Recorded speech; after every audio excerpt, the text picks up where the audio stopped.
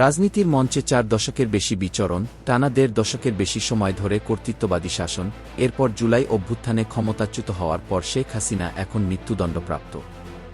বাংলাদেশে রাষ্ট্র কিংবা সরকার প্রধানের দায়িত্ব পালনকারীদের মধ্যে তিনিই প্রথম মানবতাবিরোধী অপরাধে দণ্ডিত হলেন। জুলাই আন্দোলনের সময়ে সংঘটিত মানবতাবিরোধী অপরাধের মামলায় দোষী সাব্যস্ত করে আজ সোমবার আন্তর্জাতিক অপরাধ ট্রাইব্যুনাল ক্ষমতাচ্যুত প্রধানমন্ত্রী শেখ হাসিনাকে মৃত্যুদণ্ডের সাজা দিয়েছেন। তার সঙ্গে মৃত্যুদণ্ড দেওয়া হয়েছে তার সরকারের স্বরাষ্ট্রমন্ত্রী আসাদুজ্জামান খানকে।